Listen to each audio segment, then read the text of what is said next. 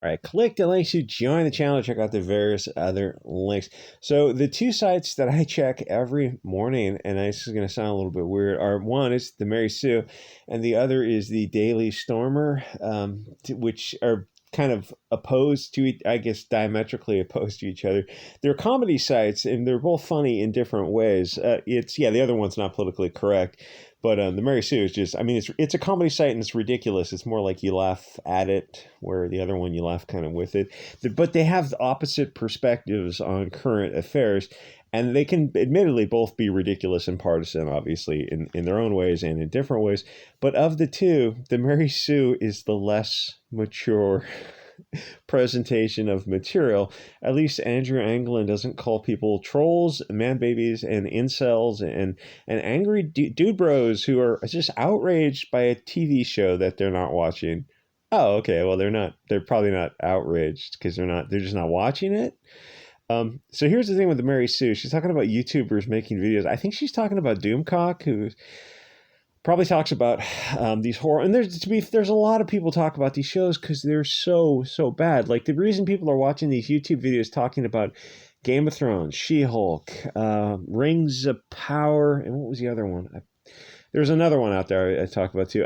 The reason, because the shows are so bad. Thorius Unlimited can do a 40-minute video reviews of these horrible shows, and he's got a great watch time because the shows are like Mystery Science Theater bad, which if someone could get the right, like you can't do those kind of shows obviously because you don't have the rights to them. You have to have the legal rights to do that.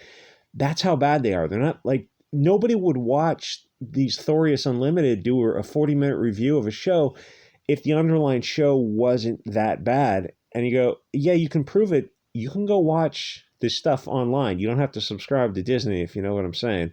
You can watch any of this stuff online. She-Hulk, Rings of Power, and there was another one that was also super cringe. I can't remember for the life of me. I mean, they're trying to describe to you how bad they are. You watch the first episode of any one of these shows, and you get this weird feeling like, oh, these really are as bad as all these Nazi Chad incel man bro dude angry people on the YouTubers are talking about them. Oh no, these shows just suck. Like, if anything, these YouTubers who are talking about these shows they're not even able to fully describe how bad these shows are, because it's like hard to convey. You kind of have to see it for yourself. And like, oh, this is like Tumblr. This is like the worst college cliche class on like underwater Tumblr basket weaving feminist propaganda. And they have like a Bolshevik checklist, and all these like 27-year-old cat ladies, or they're going to be future cat ladies, whether they know it or not. Even if they have kids, it doesn't matter. It's like cat ladies, kind of a state of mind. They're going to be the ones to write this show. Oh, that's going to be horrible. Why would you hire them? Because money doesn't matter. Oh, I mean, in case of Disney, like literally money doesn't matter. Like, how does that work? Because they got so much money coming in from other projects that like Lost Leaders will make it up in volume. No, it doesn't work that way. Because they have so much money coming in that they can make a show like this and go, hey, look, we made this kind of feminist show. Okay, did it do well? Did it make money? Well, I got a 35% on Rotten Tomatoes. Oh, well, that's just because the angry dude bros. Yeah. So what was the watch time? Oh, that'll come out in the next quarterly report. Oh, okay, so you're not going to tell us? You're going to bury it in a quarterly report? Yeah, pretty much. So how's Disney doing? Well, the thing is, Disney can have a lot of tanking shows because they have a lot of shows going back throughout a long history that are still bringing in money. And to be fair, at some point in Disney's history, I don't know, the 1990s when it kind of peaked, there was they had hit after hit after hit. They were putting out, back in those days, it was VHS tapes for kids, like family-friendly content. And when they said family-friendly back then, it legitimately was family-friendly. That stuff sold. I mean, at one time in the 90s, about 20 years ago, 30 years ago, you had Disney saturation. I mean, that stuff was freaking everywhere. All the, I don't know, the underwater mermaid and the Lion King type of stuff. And I mean, they were coming out with, they would make like a VHS type of show and the DVD show, like probably once a month. We're coming out. Some were straight to videos. But I mean, that stuff was just money in the bank. Disney was just printing money. And now the thing is, they're still getting all the money from those shows that people are still, well, I guess now it's on Disney Plus, but you get where it's going. It's like they have such a long history of good stuff that was bringing in money and still brings in money. and that they can afford to make, like now Disney, within the past 5 years, Disney Star Wars, that era of Disney 2015, it's like it's horrible and it's going to stay horrible, but they still have that earlier stuff that is just a money, money machine, printer go burr kind of thing for Disney.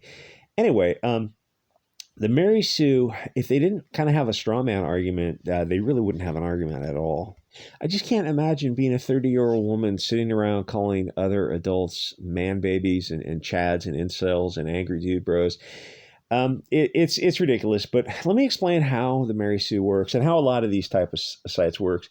Is they write these ridiculous articles. Oh, speaking of which, I'm going to get a Substack because I want to write articles too. They write these ridiculous articles that immediately make them look stupid. Like you can scroll through any one of these people they've got like a dozen writers working at the Marysue, so they are bringing in money. This site is bringing in a lot of clickbait money. But it doesn't matter because the whole point is to sell advertising space. Obviously, it's just what everything does, which is how you fund these sites.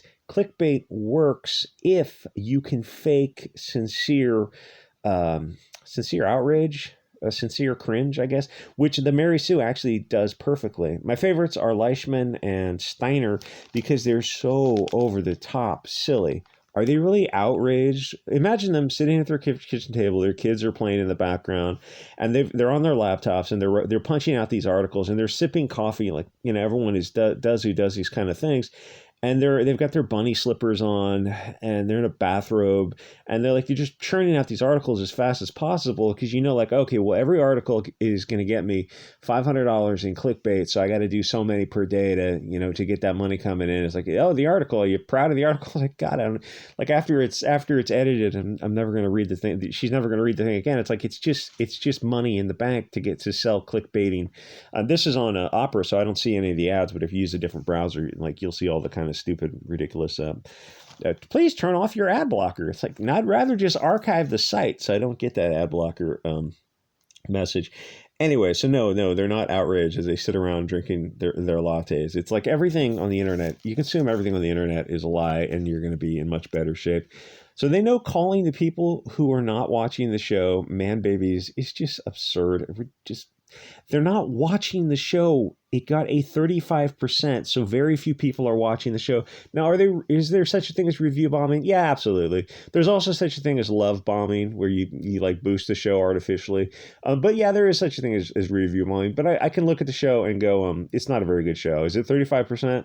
Yeah, I mean, it's somewhere in there. It's not very good. And if people love the show, they could go give it higher scores. Ultimately, the reviews don't matter. The watch time matters. And actually, no, the watch time doesn't matter. What ultimately matters to Disney is how many people subscribed or how many people were prevented from unsubscribing because they were watching the show. I mean, it's the net bottom line for Disney Plus, right? It's the monthly subscription service, or how much goodwill it brought into the Disney name to get people to go to the theaters or go to the theme parks or buy their merchandise, or maybe She-Hulk is selling. There's a lot of stuff that goes on with the shows. It's like clothing lines and t-shirt, little t-shirts with She-Hulk on it or toys. I really like with shows like this, there's not a lot of energy behind something if they're not selling this peripheral crap merchandise associated with the show.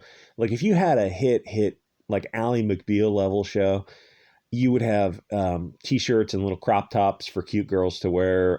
Like adult women who want to 26-year-old oh so random wearing the Harley Quinn type of costume for Halloween, or toys associated with it. It's like with the modern stuff that comes out now, the shows are different because you still have the show and think, oh, it's the same as it was back in the day. It's like, no. The vibe is completely different. You go to the toy store and it's like there's no toys associated with this stuff. There's no t-shirts associated, no coffee mugs. There's no of this like pop culture, plastic culture that's associated with the show itself, which, like a show brings in, like Disney Star Wars, it brought in to go, hey, this thing made $2 billion. You go, oh, so were the toy sales? Because you would predict them to also be $2 billion. Oh, the toy sales were like $100 million. Oh, okay, so you didn't lose money exactly, but you had the license to these toys. So kind of theoretically, you missed out on about $2 billion in toy sales. Like you never actualized the gain or the loss. It's just kind of theoretical, space of a financial sheet that never actually materialized. But the people who worked at Disney are looking at this theoretical $2 billion that was sitting out there and like, yeah, after everything, that would have been a net $1 billion gain in toy sales if Disney was good. Like, so like they know that there's that $1 billion in toy sales that never materialized. And it's like that with a lot of stuff, with all this kind of stuff, like where they have the She-Hulk show and it's just the show. So whatever money they made on the show, it doesn't pour over. It doesn't have spider webs attached to it to bring in people into other areas of the show. It's like where you have a company that has a brand name. I remember back in the 90s, there was a company called Prawn Star, and it was a band, but they sold band merchandise. And this was a hit in the 90s for probably like 5 years, and then it faded. And it was like they sold more merchandise than they did music. And then they just went into a clothing company, and they, made millions of dollars selling Prawn Star hats and t-shirts. And it was like for cute girls to wear who knew they were like cute blonde Southern California girls to wear. Like they knew they were cute. And it's a way of, I don't know, kind of like vaguely advertising sexuality and being naughty. It was just a cute, like a sexy girl thing to wear. You had to be a skinny blonde girl in the 90s to wear this type of stuff. But that's what I'm talking about with like the overflow of like products that are coming out there, because She-Hulk is just a product. It's not some creative endeavor. It's a product, but it stands all alone because it doesn't get any of that kind of overflow coming into it.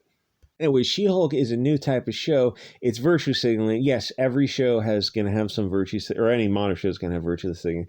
But it's the idea of a show more than a show designed for people to actually watch, which if you said that 20 years ago, people just wouldn't understand. It sounds crazy, right? Ally McBeal was a show designed to be watched, and obviously it's designed to sell commercial advertising space. That's what every show is on the air. It's designed to sell those ads. She-Hulk is sort of made in a woke Bolshevik laboratory. It's a globalist fantasy where every group's a mixed group of people who all get along fabulously, instead of in the real world where people tend to hate each other. She-Hulk is a little like those woke commercials where if they turned like a 30-second woke commercial into a 30-minute movie, that's what it feels like. The commercials that are like 90% pox, and the only thing the fair blonde people are there for is when they need a target of their hatred or someone to be stupid, malicious, or incompetent. There's a guy sitting on the tree, and he's sawing I think I literally saw that commercial. Somebody's sawing down a tree, and it's the dumb blonde guy is cutting down this tree, and it lands on his black neighbor's car. The wah wah. Aren't those European people so silly, Billy? Yeah, what a weird commercial. Like, who built Europe? How did that happen? How did all that great architecture come into place? How did the system of common law? How did everything the Europeans created? Like, my God, it must have been space aliens, right? Because they just, within a few years, they just turned into silly billies, or, oh, it's just commercials. It's weird how commercials seem to have an agenda, and so does everything else. Everything else controlled by Hollywood seem to have that weird agenda. Anyway, so the She-Hulk is like just one long tampon commercial where you get like two pretty black girls with their, what do you call them, the natural hair, where it's kind of like they always have them like in a loose fro so they can like turn their head and the hair will kind of flounce around. I don't know. It's like, who is that? Douglas Adams was discussing how mattresses moved in a swamp. It was like swallow and swample and flipple and whippler kind of stuff. The hair would, I don't know, I actually call it flounce around. You'd have like a half a dozen pretty skinny, like 100-pound girls sitting around at a cafe, and they'll be like beautiful models, and two black girls with their hair flossing around, and like one Asian, and then an Indian, and one kind of vaguely Mediterranean, and maybe one red hair. And they're all sitting at like some outdoor cafe, and they're wearing white, and they're talking about tampons and how great they are, and it shows them wearing white, obviously, like tight, that kind of commercial. It's just like, yeah, we get it, you don't have to focus in on the crotch. Okay, we get it. Just you made everyone who watches the commercial feel uncomfortable now and slightly dirty.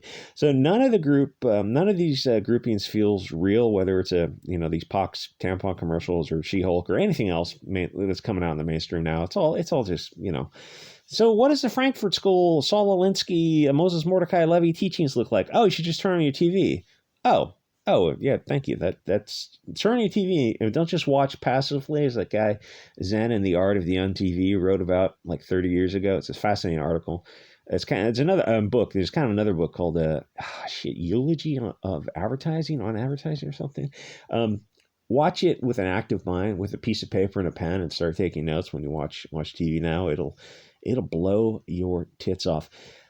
Because like groups work a certain way. Humans work a certain way. Humans are usually tribal, and when you see these like perfectly mixed United Colors of Bennington from those 1990s ads type of groups, you know you're seeing a Hollywood diversity checklist.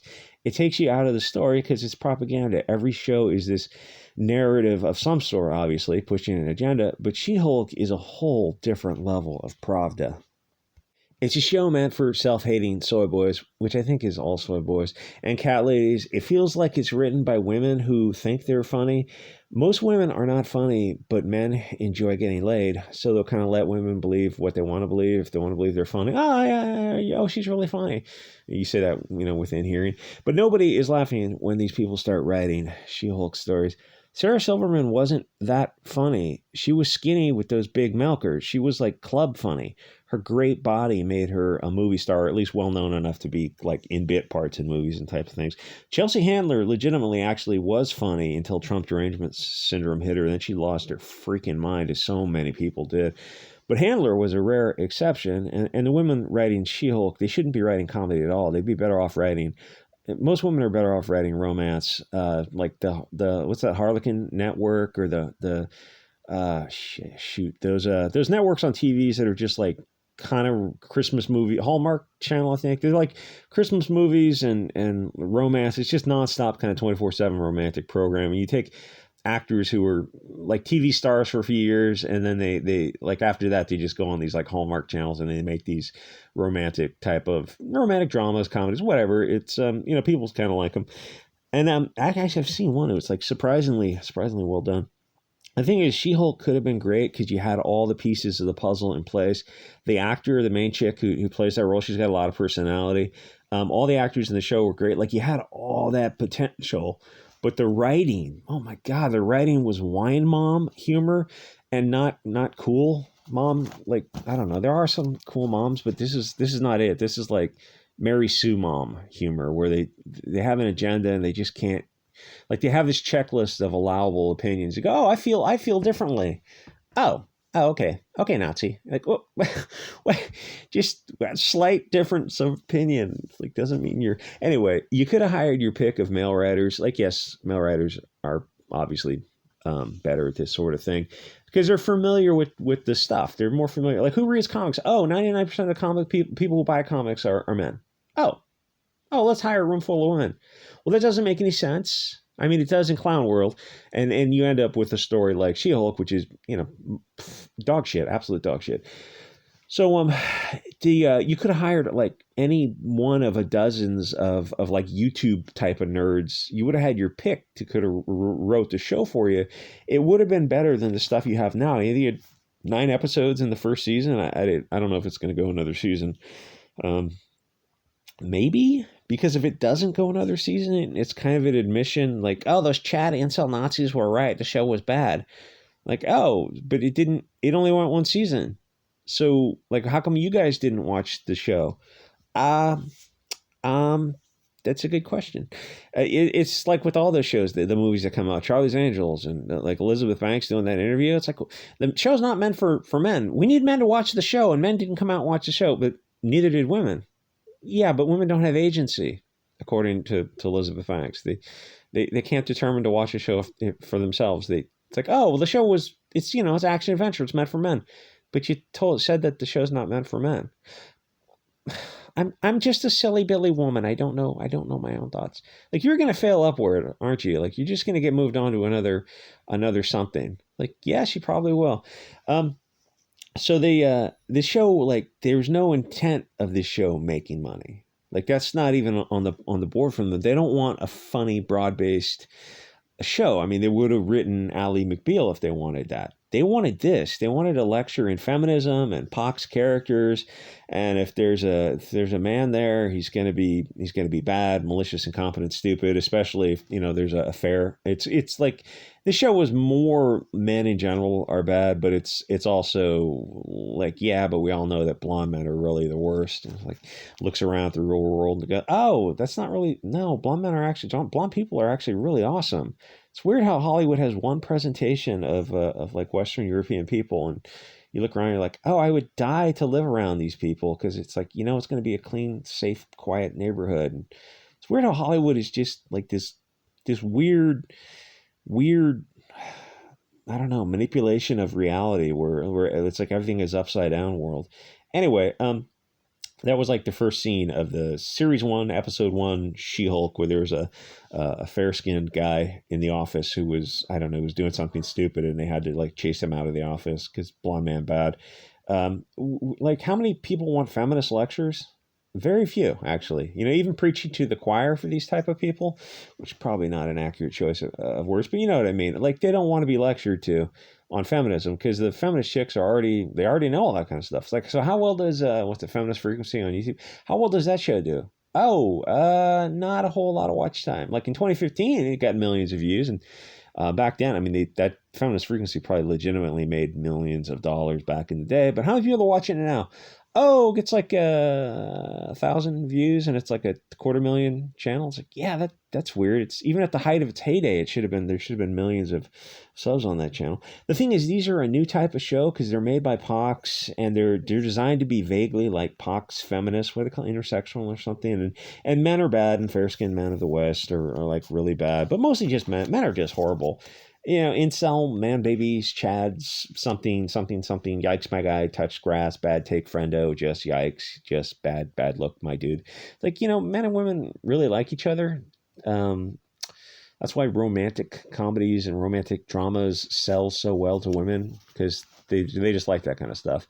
This is different. This is just kind of like cruel, stupid, malicious. And then you look at the writer's room where they broke the fourth wall, and you looked at the soy boys and cat ladies who are writing this. You go, oh, this makes perfect sense. I'm glad you broke the fourth wall and showed me these people working. Like the whole room, there was like a dozen people in the room. The whole room, I think, could have like, you're going to be on the show, right? Maybe do a little dieting before. Like the show takes a year to work. It's like you got a year to kind of lose a couple of pounds. Like if you're going to be on camera, seems like everyone in that room could have lost, like 40 pounds.